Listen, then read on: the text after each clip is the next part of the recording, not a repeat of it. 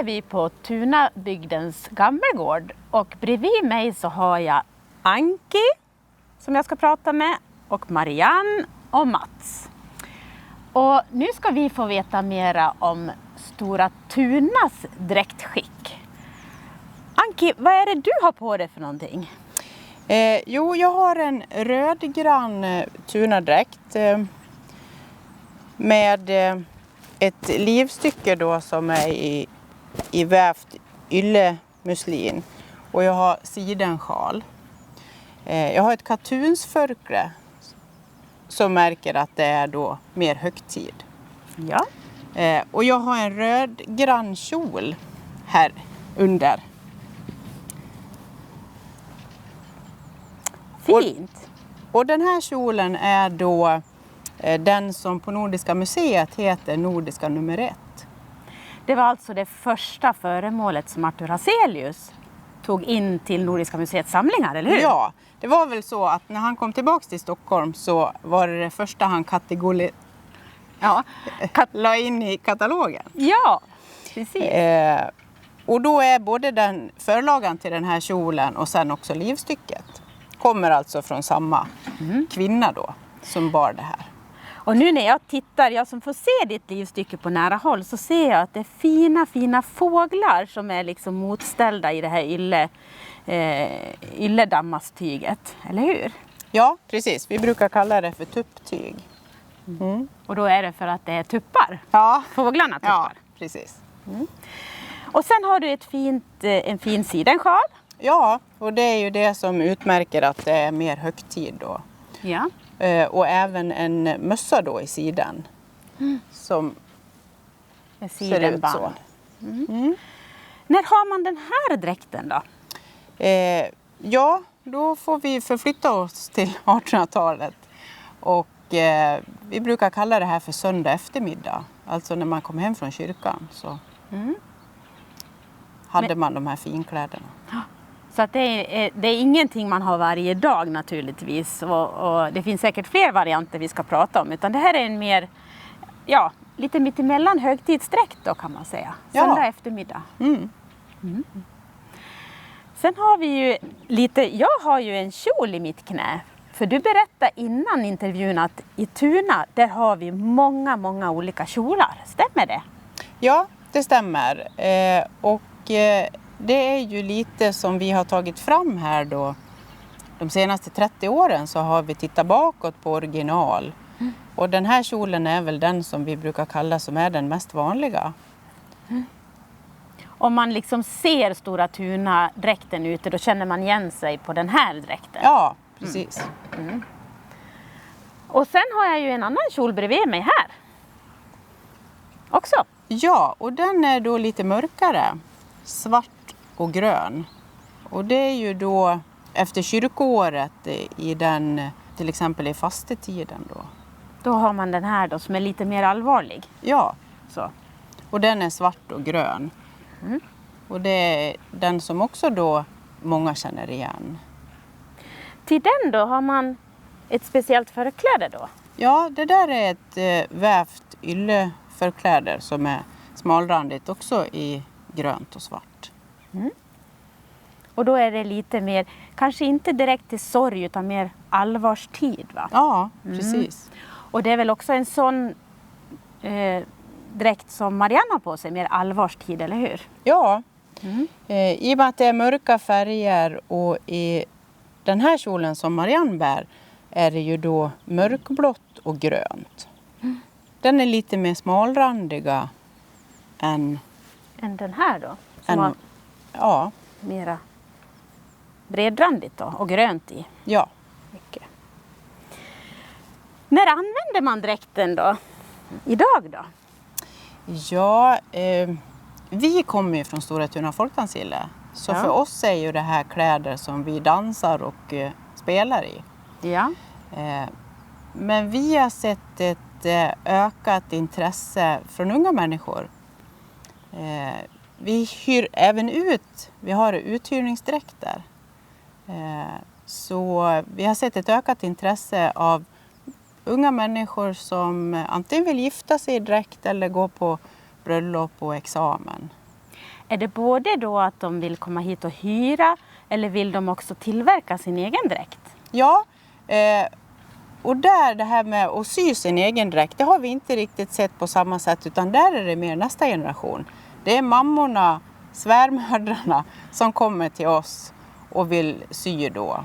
Till sina barn då? Ja, eller precis. barnbarn? Ja, sina vuxna barn. Och det har ni också sett ett ökat intresse av då? Ja, Och kunskapen, den finns fortfarande kvar att lära ut också från ert håll då, från Folkdansringens håll. Om man vill komma och lära sig olika tekniker, till exempel om man vill brodera en bindmössa eller om man vill brodera en kjolsäck eller... ja, precis. Och då handhar vi mönster och det mesta av materialet. Men det är ju också en sån sak som vi ser är ju svårare att få tag på material. Och eftersom att våra kjolar och herrvästtyget till exempel är ju då handvävda tyger som vi får till och med specialinfärgat garn då för att det ska vara rätta färgerna. Men då har ni väverskor runt omkring då som tar sig an att sätta upp och så beställer ni Ja, det är så. ett antal meter då? Ja. Så det är kjolarna. Det är Marianne här som väver dem då. Så de har vi i föreningen så att säga. I sortimentet? Ja, precis. I lagret? Ja. Ja. Ja, men du pratar om det här ökade intresset då. Hur ser ni på framtiden med dräkten då, Stora Tuna-dräkten? Är den... Ja, och det är framförallt unga killar som är intresserade av att hyra eller skaffa dräkt. Och där tror vi att det handlar lite om att för tjejer så kanske det finns en dräkt som är mormors eller mosters eller att man har det i familjen. Men att bakåt i tiden så har det ju inte sytts upp lika mycket herrdräkter. Nej. Så det ser vi ett ökat intresse som är jätteroligt. Och då blir det också, tänka om det inte finns så mycket så kanske det blir lite efterforskningsarbete också att försöka leta lite i källor hur det har sett ut. Ja, precis. Är det svårt att hitta sådana källor? Tittar man på bilder eller är det i böcker eller? Ja, det är ju framförallt original. Originalplagg. Ja, och det finns ju dels här där vi sitter då på Gammelgården så finns det ett antal original. Och sen har vi även dokumenterat upp från det som kommer från privatägo. Men det blir ju färre och färre i och med att det här är kläder då från tidigt mitten på 1800-talet så blir det mer sällan att vi hittar något original som inte har kommit fram tidigare. Så framtiden då för Stora Tuna-dräkten, den ser ju ljus ut.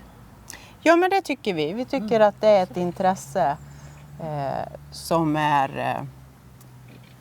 kommer att vara framåt. Det tror vi. Jag tänker, nu är vi ju i Borlänge bygd, man säger då, Stora Tuna-bygd. Hur liksom, tänker ni i vidare bemärkelse, betyder dräkten någonting i något större, om man tänker utanför eran förening och sådär?